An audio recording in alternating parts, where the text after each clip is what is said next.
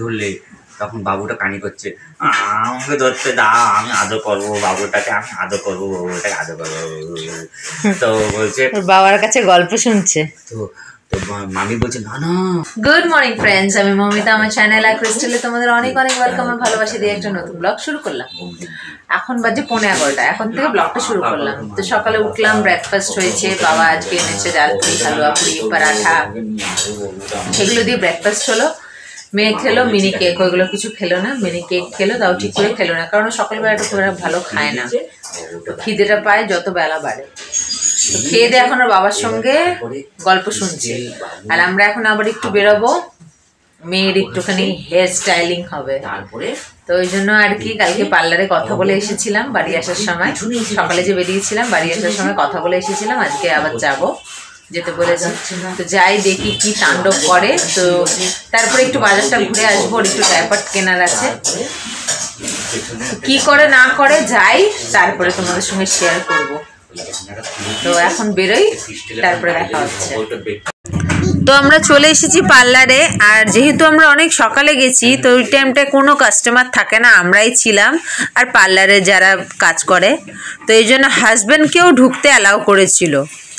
তো একদিক দিয়ে আমি ওর সামনে ফোন ধরেছিলাম, ও ফোন দেখছে, আর ওদিক দিয়ে ওর বাবা ভিডিওটা করছিল, আর ওরা নিজের ইয়েতে কেটে নিচ্ছে। আমি তো ভাবছিলাম না জানি কি করবে, তো না, কিছুই করেনি, চুপ করে বসেছিল, ভীষণভাবে কোঅপারেট করেছে। ওরা একদম শান্তিতে কাটতে পেরেছে, না কোনো কান্নাকাটি, না কোনো বিরক্তবোধ, খালি থেকে থেকে একটু মাম্মা মাম্মা করছিল, কিন্তু চুপ করে বসেছিল, মন দিয়ে ফোন দেখছিল, আর একদম না নড় না চড়। তো 5 মিনিটে মেয়ের চুল কাটা হয়ে গেছে, এতভাবে কোঅপারেট করেছে, আমরা তো ভাবতেই পারিনি। আমি ভাবলাম কাঁদবে না কি করবে, কারণ এর আগে যতবার কেটেছে ওরকম কান্নাকাটি। ওর বাবাকে ওই জন্য নিয়ে গেছি, সকালে ফাঁকা থাকে তো লেডিস পার্লার, তো তোমাকে অ্যালাউ করবে।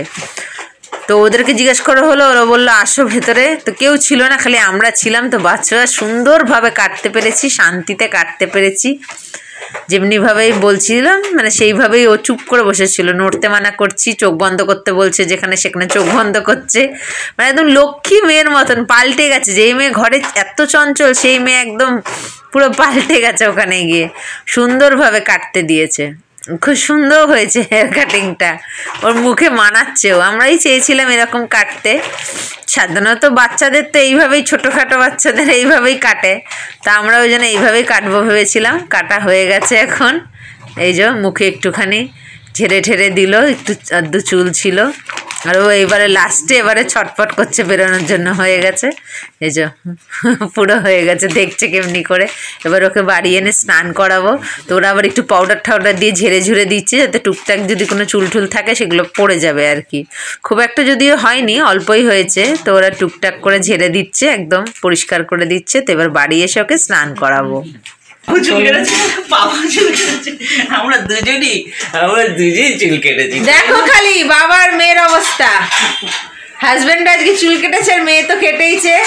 এই যে আমাদের চিঙ্কু, আরে দেখি তোমাকে, এই যে চিঙ্কুর বাবা, এদিকে আসা, এই যে চিঙ্কু আর চিঙ্কুর বাবা। দেখো না, দেখো এদিকে দেখো, তুই দাঁড়া না, স্থির হয়ে দাঁড়া, নাহলে থাম্বনেইলের পিকচার নেব।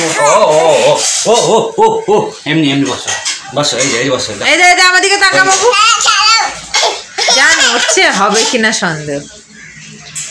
দুজনেই চুল কেটেছে, বের করে দিও। দুষ্টু কি করছে, ওর ওই যে সরঞ্জাম বার করা হয়েছে, ওকে স্নান করাবো, তারপর এক এক করে স্নান করবো। ঠান্ডা মাটিতে বাবা যাবে, তারপর আমি ওকে খাওয়াবো স্নান করিয়ে, তখন ওর বাবা যাবে, তারপর আমি যাবো। এখন স্নান টান করে একবারে লাঞ্চে দেখা হচ্ছে। 2:45 বাজে, আমাদের খাওয়া দাওয়া সমস্ত কিছু হয়ে গেছে, এমনকি ক্রিম টিম মাখাও হয়ে গেছে। আর আজকে রান্না হয়েছিল, দেখানো হয়নি, খেয়ে নিয়েছি, এখন একটু দেখিয়ে দিই। এই যে এতে হয়েছিল বাঁধাকপি আলু দিয়ে চিংড়ি মাছ দিয়ে একটা চচ্চড়ি, আর এতে ছিল ওই ভোলা মাছ দিয়ে আলু বেগুন দিয়ে তরকারি। খুব খিদে পেয়েছিল, তাই আর কি খেয়ে নিয়েছি, আর কিছু শেয়ার করিনি। তো এখন ক্রিমও মাখা হয়ে গেছে, বাবা এনেছে আতা, এই যে আতা খাবো, এটা খেয়ে তারপরে মেয়েকে নিয়ে শোবো, তারপরে আবার সন্ধ্যাবেলা দেখা হচ্ছে। এই যে কি লিখছে আরেকজন বিয়ের কার্ড নিয়ে, তাতে কি সব লিখছে। হ্যাঁ দুষ্টু। এখন 10টা বাজে, এখানে মাসিও ডিনার করছে আর মেয়ে এখনো ডিনার করছে। এই যে বসেছিল 9টার সময়, এখন 10টা বেজে গেছে, এখন হাত খালা বাকি। তো সেই দুপুরবেলা শেয়ার করেছিলাম, তারপরে বলেছিলাম যে সন্ধ্যেবেলা দেখা হচ্ছে, কিন্তু সন্ধ্যেবেলা আর কিছু শেয়ার করতে পারিনি, কারণ ঘুম থেকে উঠে চা খেয়ে না মাথা ব্যথা করছিল, এত মাথা ব্যথা করছিল যে আর কিচ্ছু ভালো লাগছিল না, কিছু শেয়ার করব কিছু ভালো লাগছিল না। তবু একটু এই সামনে গেছিলাম দোকানে, কারণ সকালে মেয়ের জন্য একটা ডায়াপার ক্রিম এনেছিলাম কিনে, ওই যখন ওকে চুল কাটাতে গেছিলাম। তারপরে সেটাকে আর খুঁজেই পাচ্ছি না, কোথায় রাস্তায় পড়ে গেল না কি জানি না, খুঁজেই পাচ্ছি না।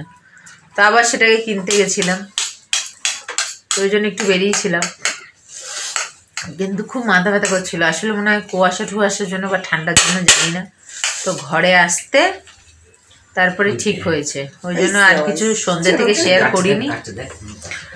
এখন ডিনার টিনার হয়ে গেছে, ভালো লাগছে না, খুব ক্লান্ত লাগছে।